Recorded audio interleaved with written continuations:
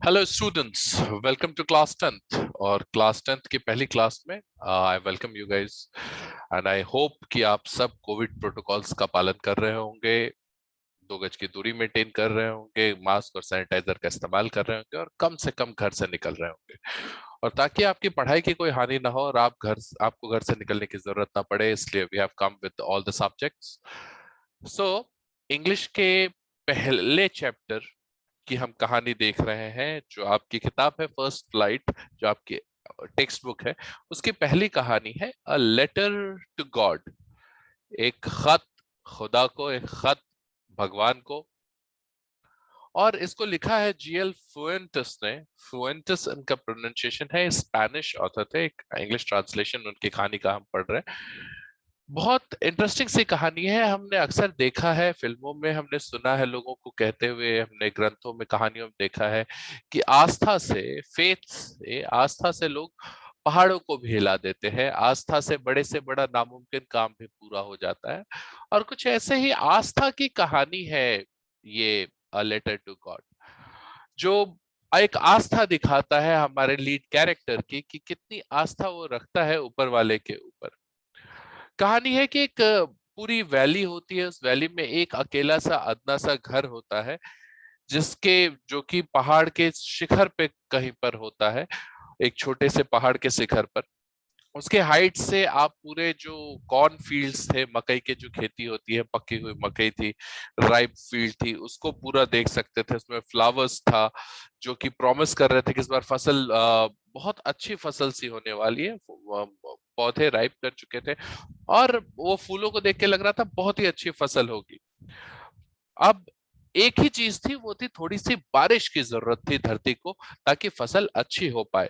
हमारे जो lead character है उनका नाम है लेंचो। जैसे रणछोड़ दास थे रैंचो, वैसा है लेंचो है। लेंचो जो है वो सब कुछ जानते हैं अपने फील्ड्स के बारे में।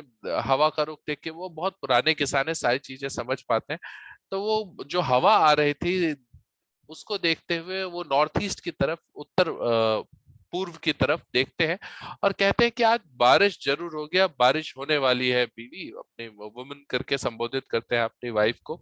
उनकी वाइफ जो कि सपर सपर खाने को कहते हैं, जो हमारा मेन मील होता है, जनरली रात के मील के लिए कहा जाता है, वही सपर के लिए वो तैयारी कर रही थी। तो वो कहती है हाँ, लगता है ऊपर वाला हम पे खुश है, वो रजामंद है, वो बारिश करना चाह रहा है। जो बड़े लड़के थे वो फील्ड में काम कर रहे थे, और जो छोटे बच्चे थे वो घर के बगल में खेल रहे थे, तब तक जब तक उनकी माँ उन्हें आवाज नहीं देती खाने के लिए। और वो सारे फिर दौड़कर आ जाते हैं खाना खाने के लिए। खाना खाते वक्त ही, जैसा कि लेंचो ने कहा था, बड़े बड़े बूंदे जो हैं बारिश की वो गिरने लगती हैं। और नॉर्थ ईस्ट से बड़े माउंटेन्स, जो माउंटेन से दिख रहा था कि भाई नॉर्थ ईस्ट के माउंटेन से बड़े बड़े क्लाउड्स आ रहे हैं जो अप्रोच कर रहे थे। फ्रेश एयर आने लगती है, तेज हवाएं चलने लगती हैं। वो बाहर जाते हैं कि भाई बारिश में भीगने का आनंद ले पाए, इसके लिए वो खुद बाहर जाते हैं, बाहर जाके बैठते हैं और एक्सक्लेम करते हैं कि भाई लोग कहते हैं, बच्चे कहते हैं, ये भाई बारिश नहीं है जो आसमान से गिर रही है, बल्कि ये तो नई कॉइन्स हैं। दरअसल वो जो बड़े रेन ड्रॉप्स थे वो 10 सेंट के कॉइन्स, और जो छोटे थे वो 5 सेंट के कॉइन्स जैसे लग रहे थे। सेंट हमारे यहाँ जैसे रुपए और पैसा होता है, वैसे पेसों में सेंट्स होते हैं। पैसे को सेंट कहते हैं, जिसके 100 मिलकर 100वें हिस्से को, मतलब वहां की करेंसी के 100वें हिस्से को, करेंसी वहां की पेसो है।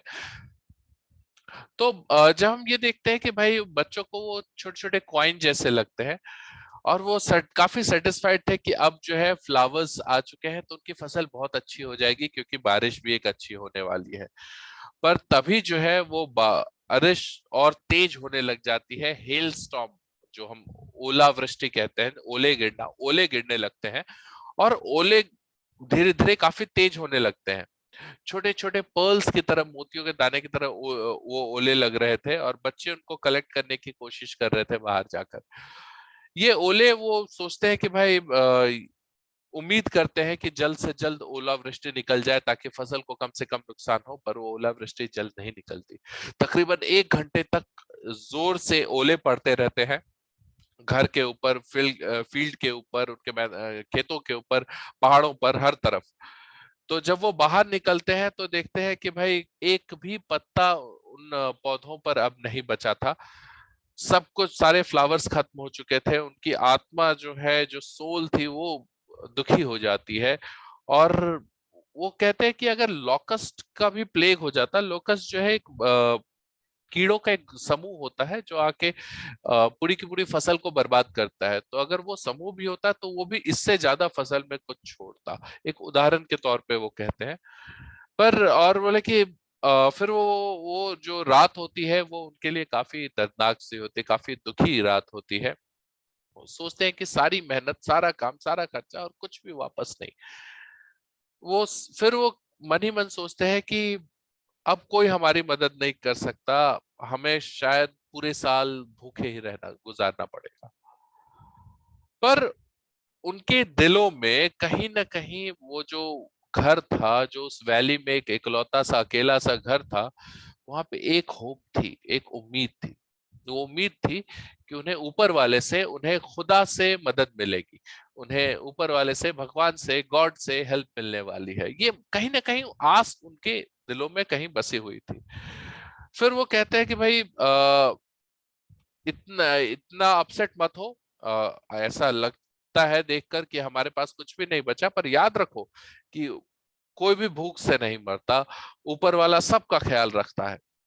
और उस रात लेंचो ने सिर्फ यही, इसी होप के बारे में सोचा कि उसे भगवान से मदद मिल सकती है।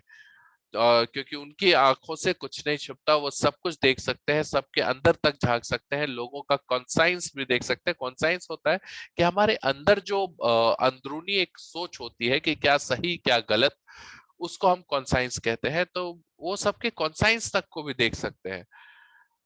तो मेहनत करने में वो एक किसी बुल जैसे थे, किसी सांड जैसे थे, कि वो खटते रहते थे बैल की तरह दिन भर, पर उनको लिखना आता था। तो वो बैठते हैं और बैठकर वो एक लेटर लिखते हैं भगवान को। वो लिखते हैं कि भगवान, अ, अगर आप मेरी मदद नहीं करिएगा तो मेरा परिवार और मैं, हम लोग पूरे साल भर भूखे रह जाएंगे।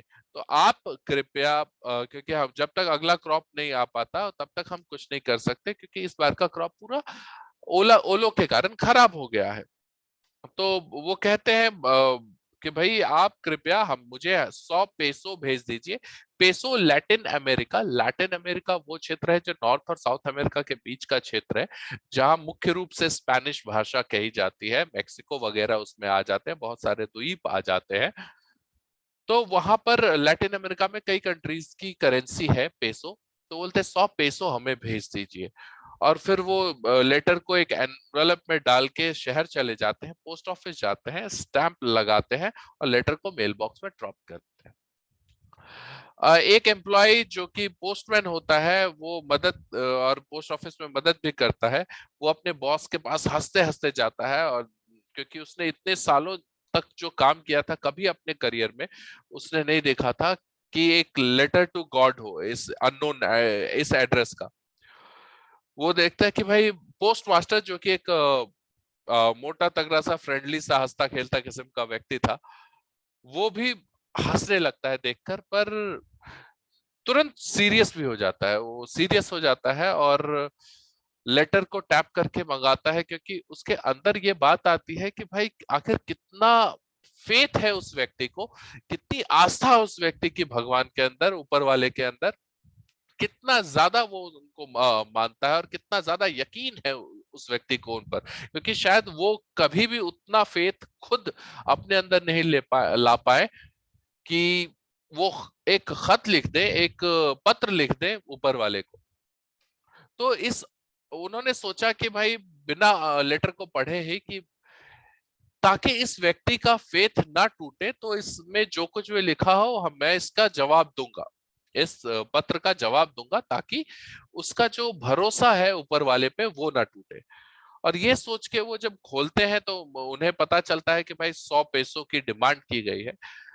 तो वो कोशिश करते हैं, अपनी सैलरी का भी एक हिस्सा देते हैं, अपने सारे एम्प्लॉयज से इकट्ठा करते हैं, अपने दोस्तों वगैरह से मांगते हैं इस गुडविल के लिए कि भाई कुछ अच्छा किया जाए, क्योंकि उनके पास गुडविल इंक और पेपर ही उन्होंने सोचा था कि एक अच्छी सोच और पेपर और इंक चाहिए बस जवाब देने के लिए, पर 100 पैसों की डिमांड से उन्हें पता चला कि पैसों की भी जरूरत है। तो उन्होंने काफी इकट्ठा किया, पैसे बहुत सारे जुगाड़ किए और फिर कुछ 50 पैसों से थोड़े ज्यादा किसी तरीके से वो पूरा इकट्ठा कर पाए, क्योंकि वो 100 पैसों जुटा पाना उनके लिए भी नामुमकिन सा था। फिर उन्होंने किया कि भाई वो सारे पैसे को एनवेलप में डाल के उन्होंने लेंचो के नाम लेटर लिख के उसमें सिर्फ एक ही शब्द लिखा, गॉड, सिग्नेचर गॉड, गॉड नाम से साइन कर दिया उन्होंने लेटर को और लेटर भेज दिया, पोस्ट कर दिया। जो है फिर अगले इतवार के दिन लेंचो जो है वो वापस आता है, थोड़ा जल्दी आ जाता है ये पता करने के लिए कि उसके नाम का कोई लेटर है या नहीं। जो पोस्टमैन है वो खुद ही लेटर उसको देता है, और पोस्टमास्टर वो अलग से साइड से देखने की कोशिश करते हैं कि उन्होंने जो अच्छा काम किया है वो अपने ऑफिस से देख रहे थे कि उसका क्या प्रभाव पड़ता है। लेंचो के चेहरे पे थोड़ा भी सरप्राइज नहीं था, क्योंकि उसको पूरा यकीन था कि भगवान है, भगवान मेरी सुनेंगे और भगवान लिख के मुझे जवाब भी देंगे। इतना कॉन्फिडेंस था उनको भगवान के ऊपर, अपनी आस्था के ऊपर। पर जब वो उसको खोलते हैं तो वो गुस्सा हो जाते हैं, पैसा गिनने के बाद लेंचो गुस्सा हो जाते हैं, क्योंकि उनको लगता है कि भगवान गलती तो नहीं कर सकते, ना ही वो जो उसने मांगा था वो उसको नहीं देंगे। तो फिर इमिडिएटली वो क्या करते हैं, विंडो के पास जाते हैं, एक और लेटर लिखते हैं, पेपर और इंक मांग कर वो लेटर लिखते हैं पब्लिक राइटिंग टेबल पे। और वो अपने भावों को थोड़ा तरीर के सोच के बहुत समझ के ताकि वो सही शब्दों को ढूंढ पाए अपनी बात को लिखने के लिए, सही आइडिया लिख पाए। वो जब वो फिनिश कर लेते हैं तो उसको चिपका के अपने जीभ से लगाकर स्टैंप चिपका देते हैं, एनवेलप को अंदर डाल देते हैं। जैसे ही एनवेलप मेल बॉक्स के अंदर जाता है, पोस्ट मास्टर जो है वो मंगाते हैं, उसको खोलते हैं, उसमें लिखा हुआ रहता है कि भाई भगवान, जो मनी मैंने आपसे मांगी थी उसमें से सिर्फ 70 पैसों ही मुझ तक पहुंच पाई है, बाकी पैसे भी मुझको भेज दीजिए, मुझे उसकी बहुत ज्यादा जरूरत है। पर अगली बार जो पैसे हैं वो मेल के थ्रू मत भेजिएगा, क्योंकि जो पोस्ट ऑफिस के जो लोग हैं ये बहुत ही बड़े चोर हैं, धूर्त हैं, दुष्ट है, क्रूक शब्द का इस्तेमाल किया गया है जिसका मतलब होता है दुष्ट। और लेंचो साइन कर दिया। तो बहुत इंटरेस्टिंग से यहीं पे कहानी समाप्त हो जाती है। तो एक अच्छा डीड किया, एक अच्छा काम किया हमारे पोस्ट मास्टर साहब ने, पर उनको उम्मीद थी कि शायद इसके लिए वो खुश होगा वो फार्मर कि उसको इतने पैसे मिले, पर उसका कॉन्फिडेंस शायद इतना ज्यादा था कि उससे इस बात का यकीन ही नहीं हुआ कि उसको भगवान कम पैसे दे सकते हैं जितनी उनकी जरूरत हो उसके कंपैरिजन में। तो ये आपका पहला चैप्टर था, इसे जरूर पढ़ें, फिर हम इसके क्वेश्चन आंसर्स डिस्कस करेंगे। Thank you.